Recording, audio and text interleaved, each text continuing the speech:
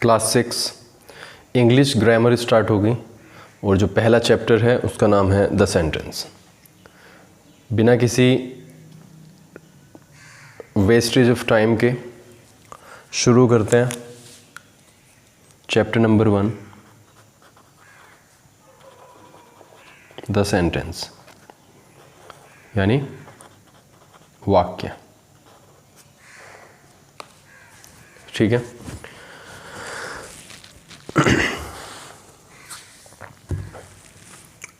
सबसे पहला प्रश्न आता है कि वाक्य होता क्या है। वाक्य होता क्या है, चलिए देखते हैं।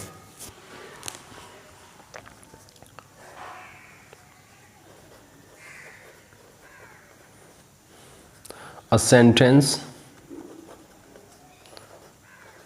is a group of words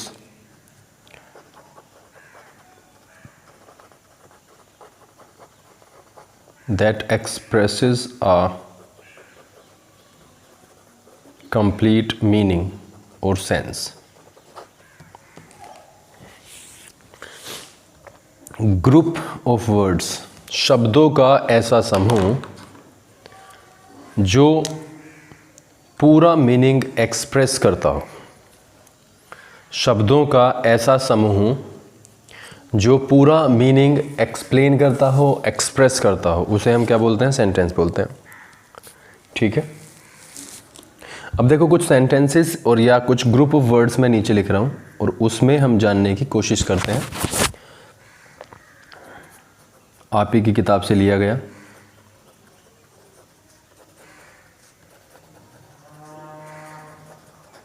the sun rises in the east, second लेते हैं।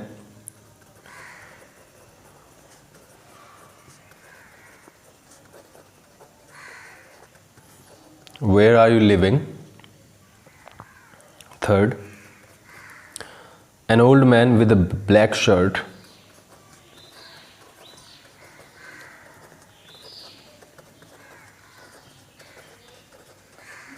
with a black shirt. Number 4, in the evening at 5.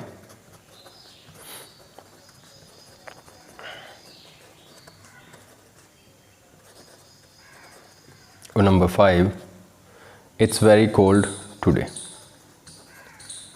It's very cold today.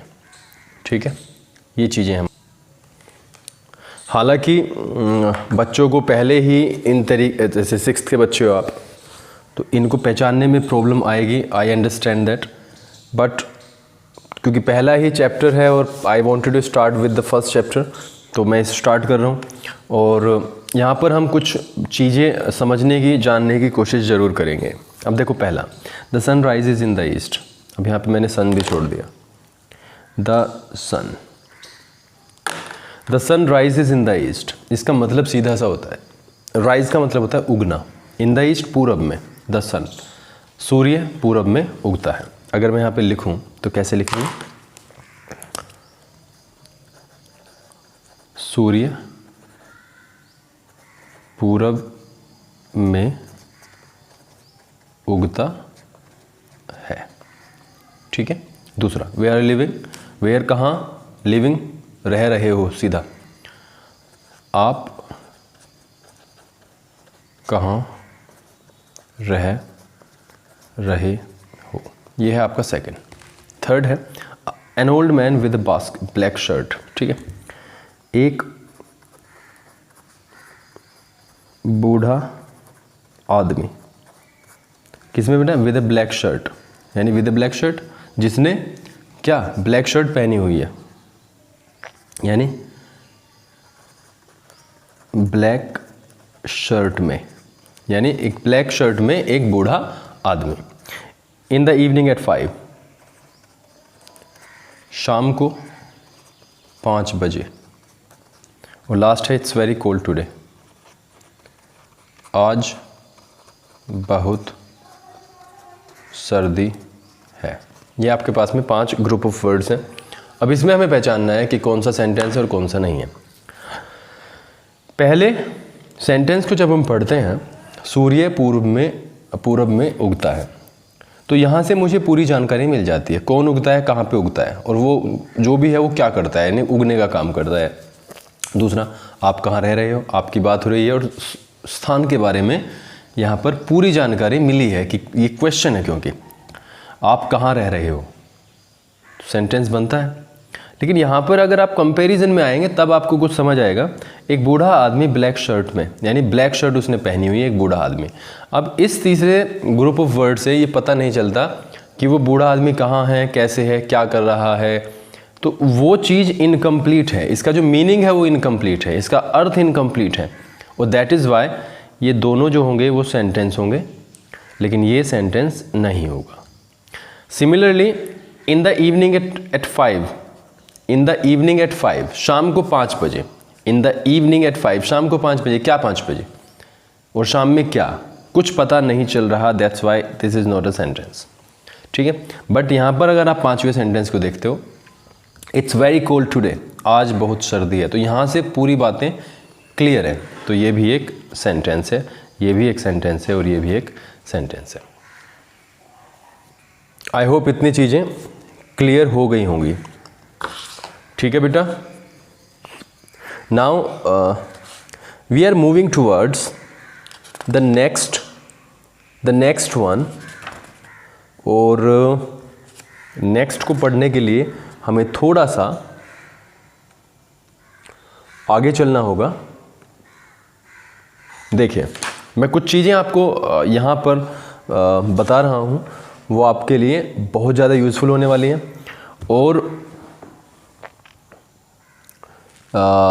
इस चैप्टर के लिए तो हैं ही यूज़फुल, आगे के लिए भी यूज़फुल होंगी। ठीक है, अब देखो, वर्ब्स होती हैं हमारी, वर्ब का मतलब होता है बेटा क्रिया।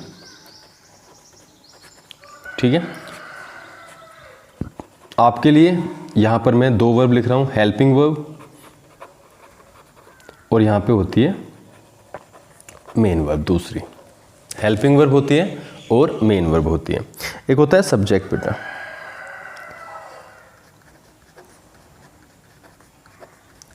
जो मैंने आपके सामने लिखा है वो पॉजिटिव सेंटेंस को दर्शाता है।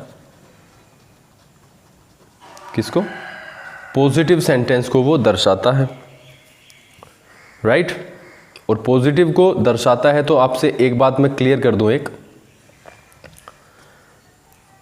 यहां पर जो मैं बात करूंगा पॉजिटिव सेंटेंस की ही बात करूंगा। ठीक है, यहां पे देखो आप, हेल्पिंग वर्ब और मेन वर्ब एक साथ लगी हुई हैं, बट कई बार ऐसा होगा नाउन और प्रोनाउन आएगा, सारी चीज़ें नहीं हैं, नाउन और प्रोनाउन आएगा, और उसके बाद में सीधा क्या होगी, वर्ब होगी, और उसके बाद जो भी चीज़ें बचती हैं, ठीक है, जो कि रिमेनिंग पार्ट होता है हमारा। रिमेनिंग पार्ट में बहुत सारी चीज़ें आएंगी। अब ये चीज़ें थोड़ा सा मैं इज एम आर में क्लियर करने की कोशिश करता हूँ आपको। ठीक है, इज एम और आर में। चलो जी, हम यहाँ पे लिखते हैं कुछ चीज़ें और जानने की कोशिश करते हैं कि हमने अभी अभी क्या सीखने की कोशिश की। जैसे वह चाय पी रहा है, वह चाय पी रहा है, एक सेंटेंस है। ठीक है, अब इसमें और एक और, वह एक डॉक्टर है। इन दोनों सेंटेंस को लिखने का मेरा जो मोटिव है वो ये है कि आपको पहचान हो जाए कि कहाँ पर काम हो रहा है और कहाँ पर नहीं। यहाँ पर एक्शन जो है ना वो हो रहा है, क्या बेटा? पीने का। यहाँ पे जो एक्शन है वो क्या है? पीना। जबकि यहाँ पर आप देखते, एक्शन मतलब काम होना, यहाँ पे आप देखते हो वह एक डॉक्टर है, यहाँ पर कोई भी काम नहीं है। ठीक है, ये लेकिन यहाँ पर काम हो रहा है, काम चल रहा है। अब यहाँ पर अगर काम चल रहा होगा तो वो करने वाला भी तो होगा। देखो, कार्य होगा और कार्य को करने वाला भी होगा। ठीक है, और उसके लिए क्या होगा हमारे पास में? कर्म भी होगा। क्या होगा? कर्म भी होगा। ठीक है, देखो कार्य, देखो यहां पे क्या है? पीना। कार्य क्या है? पीना। करने वाला कौन है? वह। और कर्म है बेटा चाय, यानी ऑब्जेक्ट। राइट? तो कार्य जो होता है वो होता है मेन वर्ब। क्या होता है? मेन वर्ब, जिसको मैं MV से डिनोट करूंगा। करने वाला होता है बेटा सब्जेक्ट, और कर्म जो होता है वो होता है ऑब्जेक्ट। ऑब्जेक्ट। ठीक है, अब बात आती है ये, देखो 3 तरीके से हम डिवाइड करते हैं समय को, प्रेजेंट, पास्ट और फ्यूचर। प्रेजेंट, पास्ट और फ्यूचर। हेल्पिंग वर्ब जो होगी वो बेसिकली हमें, अगर मैं 6 क्लास की बात करूं तो वो समय के लिए आप मान लीजिए। ठीक है, वो किसको डिनोट करेगी? बेटा समय को। ठीक है, इतनी बात क्लियर है? नाउ समय हमें कहां से पता चलेगा? वाक्य के बाद वाले शब्दों से। वाक्य के बाद वाले शब्दों से। और जैसे जैसे आप प्रैक्टिस करेंगे वैसे वैसे आपको बाद के शब्दों की भी जरूरत नहीं होगी। ठीक है से तो देखो सीधा पता चलता है कि प्रेजेंट होता है, वह चाय पी रहा है। जैसे मैं इस टाइम आपको पढ़ा रहा हूं, तो यहां पर काम चल रहा है, काम कंप्लीट नहीं हुआ है, काम चल रहा है। जब भी वाक्य के अंत में रहा है होता है तो उसको हम प्रेजेंट कंटिन्यूअस बोलते हैं। खैर वो वाली चीज इंपॉर्टेंट अभी नहीं है, उसमें हम हेल्पिंग वर्ब लगाते हैं इज, एम और आर। अब एक चीज और देखो, यहां पर एक और चीज होती है, हम सब्जेक्ट की बात करते हैं। सब्जेक्ट यानी कार्य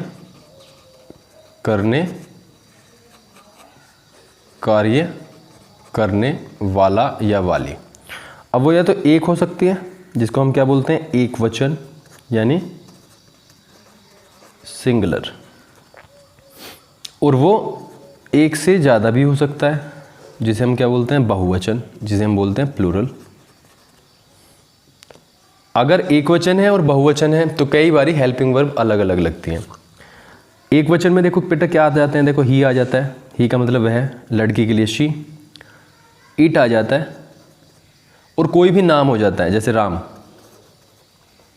ठीक है, सचिन, ये सारे। ठीक है, वन। बहुवचन में क्या आ जाता है बेटा? एक से ज़्यादा, यानी दे। और सबसे पहले जो आता है वो यू। यू मतलब तुम या आप, और वी। और उसके अलावा दीज, दोस्त तो हैं ही। जब भी आप देखो कि एक से ज़्यादा है तो हम बहुवचन उसको कहते हैं प्लूरल होता है, और जब एक होता है तो वो सिंगुलर होता है। अब बात आती है कि इज, एम, आर, जो कि मुझे यहाँ पे यूज़ करने हैं, इनमें से क्या करना है? तो सुनो, जब भी रहा होता है तो सिंगुलर सब्जेक्ट है, सिंगुलर के साथ इज, और प्लूरल के साथ बेटा आर का यूज़ करेंगे। और जबकि आई के साथ, सिर्फ आई यानी मैं के साथ एम का यूज़ होगा। ठीक है, आई के साथ एम का यूज़ होगा। और इसमें एक और चीज़ जो कि मेन वर्ब होती है, ये जब भी वाक्य में काम चल रहा है तो मेन वर्ब की फर्स्ट फॉर्म होती है, सेकंड फॉर्म होती है और थर्ड फॉर्म होती है, वो आगे पढ़ेंगे। लेकिन अगर रहा है कि हम बात करते हैं तो मेन वर्ब की फर्स्ट फॉर्म में ING का यूज़ हम कर देते हैं। मेन वर्ब की फर्स्ट फॉर्म में ING।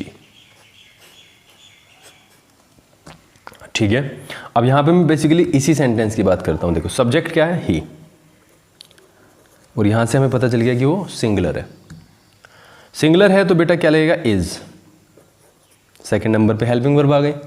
उसके बाद आएगा मेन वर्ब। मेन वर्ब पे पीने का काम चल रहा है, पीना मतलब टेक, चाय के साथ टेक का यूज करेंगे, और उसमें क्या लग जाएगा? ING।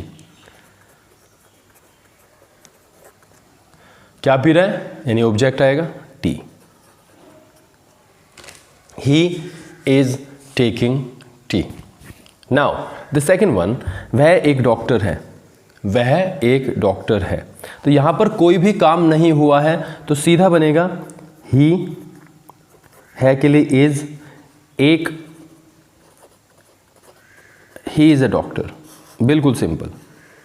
He is a doctor, he is taking tea. तो यहाँ पर ये दोनों ही सेंटेंस को आपको देखना पड़ेगा। अब बात आती है जिस बात के कारण मैंने ये समझाए। आपको जो पहला सेंटेंस दिया हुआ है बेटा, ही इज़ टेकिंग टी, तो वो कुछ ऐसे दे देगा,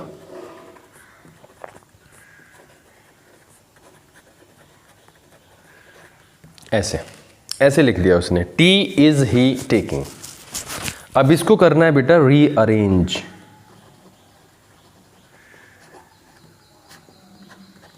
रीअरेंज मतलब सही शब्द को सही क्रम में लिखो, सही शब्द आना चाहिए उसके सही क्रम पे। तो हमने अभी क्या पढ़ा, सबसे पहले सब्जेक्ट, और सब्जेक्ट है यहाँ पे ही, क्योंकि मैं अभी पॉजिटिव की बात कर रहा हूँ तो मैं सीधा पढ़ा रहा हूँ ही। उसके बाद हेल्पिंग वर्ब, हेल्पिंग वर्ब में पता चल गया इज होती है। उसके बाद मेन वर्ब है take, ING, taking, he is taking, और क्या सबसे बाद में object, he is taking tea. I hope इतनी बात क्लियर हुई होगी। आप इसको देखें और अगले पार्ट में बहुत सारी चीज़ें अपने आप ही क्लियर हो जाएंगी।